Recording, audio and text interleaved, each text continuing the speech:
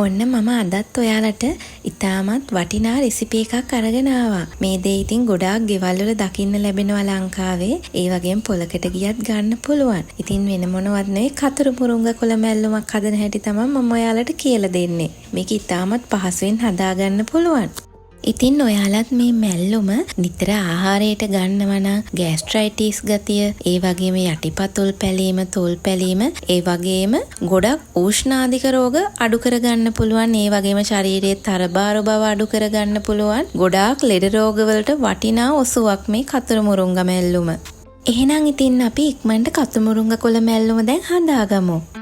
මම මැල්ලුම හදාගන්න අරගත්තේ අපේ ගෙදර ගහින්ම කඩාගත්ත හොඳ නැවුම් කතුරු මුරුංග කොළ. ඔයාලගේ ගෙදරත් කතුරු මුරුංග කොළ ගහක් තියෙනවා නම් ඔයාලට ගහින් කඩා ගන්න පුළුවන්. එහෙම නැත්නම් පොලේ එහෙමත් මේව විකුණන්න තියෙනවා. තව ගාගත්ත පොල් පොඩ්ඩකුත් මම එකතු කරගෙන තියෙනවා. තව ලියාගත්ත රතු ලුණු ටිකක්. ඔයාලට රතු ලුණු නැත්නම් බී ලුණු එකතු කරගන්නත් පුළුවන්. ඒ වගේම අමු මිරිස් ටිකක්. අමු මිරිස් නැත්නම් කොච්චි, නයි මිරිස් ඒ වගේ දෙයක් ඔයාලට ගන්න පුළුවන්. තව මේකට වමනා වෙනවා ලුණු පොඩ්ඩක්, කහ සුවල්පයක්, පොල් තෙල් සුවල්පයක්. මේ දේවල් විතරයි මේක හදාගන්න උවමනා වෙන්නේ.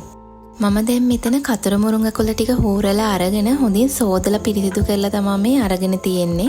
ඊට පස්සේ මම මැල්ලුම හදාගන්න භාජනයේම අරගෙන ඒකට ගාගත්ත පොල් ටික, ලියාගත්ත රතු ලුණු, අමු මිරිස්, ඒ වගේම රසායනව ලුණු, කහ කුඩු, තව පොල් තෙල් තේ හැන්දක් වගේ එකතු කරගන්නවා. මේ ටික ඔක්කොම හොඳට අතින් අනා ගන්නවා.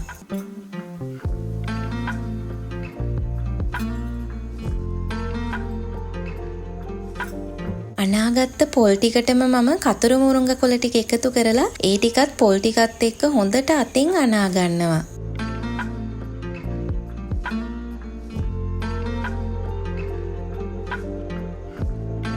කොළ ටිකයි පොල් ටිකයි හොඳින් මිශ්‍ර කරගත්තට පස්සේ භාජනයේ මම ලිපෙන් තියලා මඳ ගින්දරේ යාන්තම් මේ කොළ ටික මලව ගන්න තමයි මේ හදන්නේ.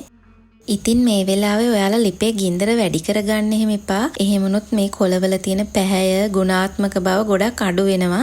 ඒ නිසා මේ මැල්ලුම ළඟ ඉඳලම චුට්ටක් එහාට මෙහාට කලවම් කරගන්න හොඳට. එතකොට මේ වගේ කොළ පාටත් රැකගෙන අපිට මේ කොළ මැල්ලුම හදාගන්න පුළුවන්. සාමාන්‍යයෙන් විනාඩි 5ක් වගේ ඇතුළත මේ මැල්ලුම හදාගන්න පුළුවන්. ලිපේ තියනවන විනාඩි 4ක් 5ක් වගේ වෙලාවක් විතරයි. ඉක්මනින් අපිට කොළ ටික එහා මෙහා කරලා හදාගන්න පුළුවන්. ගොඩාක් මේ කොළ අවපැහැ වෙනකන් ඔයාලා මේක ලිපේ තියාගන්න එපා. මේ මං හදලා තියෙන පෙනුම වගේ එද්දි ඉක්මනින් ලිපෙන් අයින් කරගන්න. එහෙම නැත්නම් ලිප ඔෆ් කරගන්න.